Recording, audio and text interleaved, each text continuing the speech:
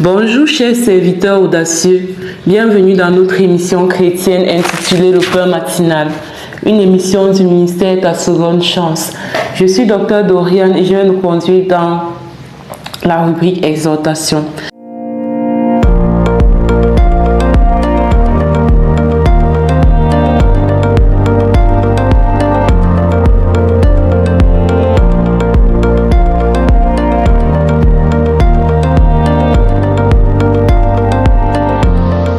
Alors, cette semaine, en tout cas ces jours, nous travaillons avec Éphésiens chapitre 2. Et hier, nous avons parlé de la première mort en insistant sur le fait que lorsque nous sommes connectés à une vie de péché, lorsque nous laissons le péché prendre le contrôle de notre vie, voilà, nous ouvrons une porte à l'ennemi qui entre dans notre vie et fait ce qu'il veut en fait. Et nous avons expliqué que la mort vient de la déconnexion, c'est-à-dire dans la vie de péché, il y a une déconnexion spirituelle qui va se faire avec notre source qui est le Saint-Esprit et il y aura donc une mort spirituelle. Imaginez un peu un téléphone portable qui n'est pas alimenté. Si tu ne charges pas, si un téléphone portable n'est pas connecté à la batterie qui l'alimente, à un moment donné, ce téléphone portable va tout simplement s'éteindre. C'est ce qui se passe avec la première mort.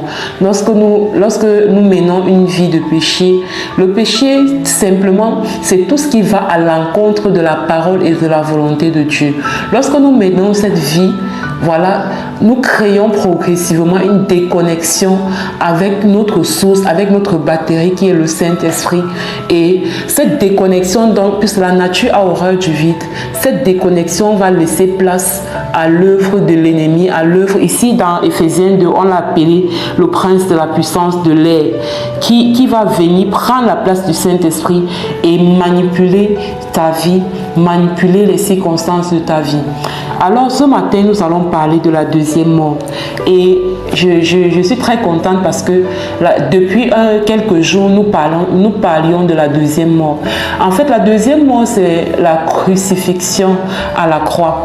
Vous voyez, quand tous ces derniers jours, nous avons parlé de Galates 2, verset 20, qui dit « J'ai été crucifié avec Christ, et si je vis, ce n'est pas plus moi qui vis, c'est Christ qui vit en moi. » C'est ça la deuxième mort. Donc la deuxième mort, c'est le jour où nous décidons de nous repentir. C'est le jour où nous décidons d'abandonner en fait cette vie de péché qui nous avait déconnectés de Dieu et qui nous avait entraînés dans la première mort qui est la mort spirituelle. Donc, la deuxième mort, c'est la mort de la repentance. Lorsque nous acceptons qu'à cause de l'œuvre à la croix, voilà, nous ne pouvons plus vivre comme nous vivions autrefois. C'est pourquoi l'apôtre Paul dit ici. Donc, vous savez, j'ai demandé qu'on lise Éphésiens 2. Je voudrais qu'on prenne à partir du verset 4. C'est-à-dire que malgré le péché, malgré le mauvais chemin qu'on a pris, le verset 4 dit ceci: mais Dieu qui est riche en miséricorde à cause du grand amour dont il nous a aimés, nous qui étions morts par nos offenses, nous a rendus à la vie avec Christ. Donc ça c'est le verset 5. Nous qui étions morts par nos offenses, par nos péchés, Dieu riche en miséricorde nous a rendus à la vie avec Christ. Et cette vie-ci, cette vie-ci avec Christ que nous avons aujourd'hui, c'est une vie qui provient en fait de l'œuvre de la croix, où nous acceptons d'être crucifiés avec Christ. Et cette crucifixion, encore une fois de plus, ce n'est pas une crucifixion physique. Il y a une seule personne qui a fait la crucifixion physique à la croix, c'est Jésus-Christ, d'accord? Mais nous sommes crucifiés avec lui à la croix. Donc c'est notre vieil homme en fait. Ce vieil homme qui était corrompu par le péché, qui était corrompu par les blessures émotionnelles, qui était corrompu par la colère, la haine, qui était corrompu par toutes sortes de choses négatives. C'est ce vieil homme, le jour où nous décidons de nous repentir, qui est crucifié à la croix, qui meurt à la croix. Et c'est à ce moment qu'on parle de nouvelle naissance. À ce moment, on parle de nouvelle naissance, nouvelle vie. Parce que le vieil homme qui était plongé dans les ténèbres à cause du péché, en fait, il revient à Jésus, ou il vient à Jésus en reconnaissant que l'œuvre qui a été accomplie à la croix, c'est une œuvre de rédemption, c'est une œuvre de salut. Donc, ça c'est la deuxième mort. Et nous en avons longuement parlé dernièrement. Dernièrement, nous avons eu toute une série sur Galates 2, verset 20, qui parle de cette deuxième mort-là, en fait. Donc, je ne sais pas si tu as déjà connu cette deuxième mort, mais je t'interpelle à cette deuxième mort, où tu acceptes de vivre Galates 2, verset 20, en disant, en acceptant en fait de mourir à ta chair, de mourir aux convoitises de ta chair, de mourir aux convoitises de ce monde, de mourir à tout ce qui t'attire aujourd'hui, mais que tu reconnais en toi que ça n'honore pas le Dieu qui t'a créé, de mourir à ton ego, de mourir à tout ce qui te déconnecte de Dieu. Et pendant que je parle, le Saint-Esprit te rend témoignage.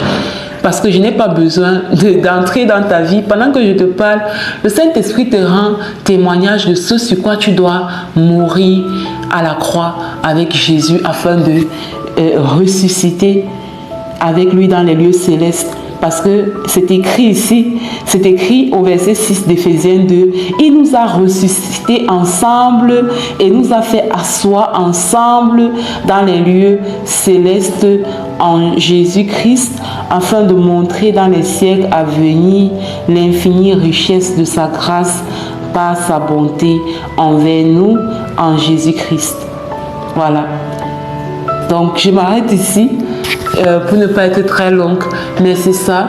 Donc, pour résumer rapidement, il y a une première mort qui se produit lorsque nous entrons dans une vie de péché.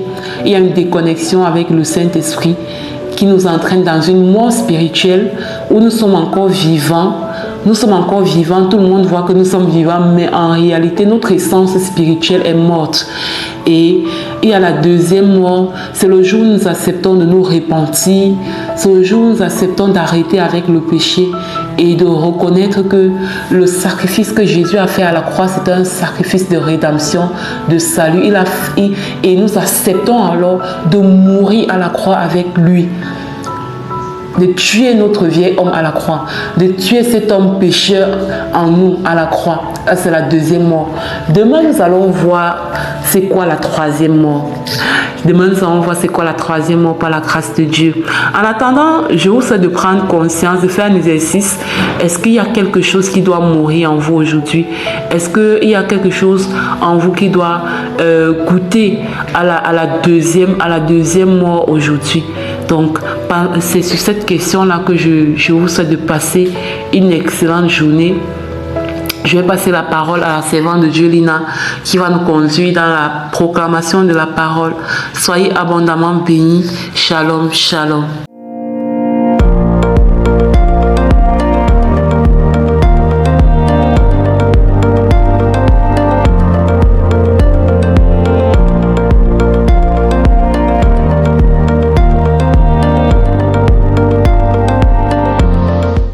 Bienvenue dans cette deuxième partie de l'émission Le Pain Matinal du ministère Ta Seconde Chance. Ici Lina pour la parole proclamée, déclarée. La parole donnée par notre merveilleux Seigneur ce matin est la suivante. Ne savez-vous pas que vous êtes le temple de Dieu et que l'Esprit de Dieu habite en vous? Bien-aimé, le Seigneur nous questionne. Et je trouve dans ces questionnement qu'il attire notre attention sur qui nous sommes fondamentalement en Christ. Il dit de nous que nous sommes son temple, attirant ainsi notre attention sur notre comportement, sur ces vaines manières de vivre qui parfois viennent souiller le temple de Dieu que nous sommes. Alors ce matin, nous allons proclamer et déclarer cette vérité biblique pour davantage prendre conscience de qui nous sommes et faire attention à nos comportements, à notre attitude et à nos manières de vivre. Je proclame et je déclare que que je suis le temple de Dieu, consacré et mis à part pour lui, au nom de Jésus. Je déclare que le Saint-Esprit habite en moi. Je ne suis jamais seul. Cette vérité est incontestable. Je parle au Saint-Esprit chaque jour. Il m'entend et il me dirige. Au nom de Jésus, je proclame et je déclare que ma vie est un sanctuaire où Dieu manifeste sa présence. Alléluia. Je porte la gloire de Dieu en moi chaque jour. Au nom puissant et glorieux de Jésus-Christ. Je proclame et je déclare que je porte la gloire de Dieu en moi.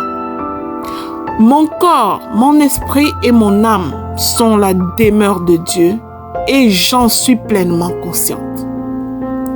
J'ai une valeur inestimable en tant que temple de Dieu parce que Dieu vit en moi. Au nom puissant et glorieux de Jésus-Christ. Je proclame et je déclare que le feu du Saint-Esprit purifie tout en moi. Je suis gardé, protégé et sanctifié par la présence divine en moi dans le nom puissant et glorieux de Jésus. Je proclame et je déclare que je marche dans la sainteté car le Saint-Esprit me conduit. Mon cœur est un autel où brûle l'amour de Dieu au nom puissant et glorieux de Jésus-Christ. Je déclare et je décrète que rien d'impur ne peut subsister dans mon cœur. Mon cœur est le temple de Dieu vivant. Je pardonne, j'aime mes frères, j'aime mes sœurs, j'aime mes ennemis. Au nom puissant de Jésus-Christ, je proclame et je déclare que je suis rempli de sagesse divine, car le Saint-Esprit me guide à chaque pas. Au nom puissant et glorieux de Jésus-Christ, je proclame et je déclare que je suis forte, non pas par ma force, mais par la puissance du Saint-Esprit en moi. Là où je vais, la présence de Dieu m'accompagne. Au nom puissant et glorieux de Jésus-Christ. Partout où je vais, la présence de Dieu m'accompagne. Répète ceci, bien-aimé. Partout où je vais, la présence de Dieu m'accompagne et j'en suis convaincu. Il tient éloigné de moi l'ennemi et ses distractions. Je suis en communion constante avec mon Créateur, au nom puissant et glorieux de Jésus-Christ. Je proclame et je déclare que Dieu m'utilise comme un instrument de transformation et je deviens un canal de bénédiction pour ma génération, au nom puissant de Jésus. Je proclame et je déclare que je vis une vie de paix et de puissance en Jésus-Christ. Au nom puissant et glorieux de Jésus. Mon temple est le lieu de louange, de vérité et d'autorité spirituelle. Je veille à l'état de mon cœur plus que toute autre chose. Je fuis le mal et le mal s'enfuit de moi. Par la puissance dans le nom de Jésus. Je scelle ces proclamations dans le sang précieux de Jésus. Elles sont oui et amen dans la vie de chaque bien-aimé qui proclame après moi, dans ma vie personnelle, dans la vie de chacun des membres de nos familles, au nom puissant et glorieux de notre Seigneur Jésus-Christ. Amen, amen, amen. Bien-aimé, si tu es béni par cette émission, je te prie d'être généreuse. Partage-la au suivant et tu seras à ton tour un canal de bénédiction pour les autres. Amen, amen, amen.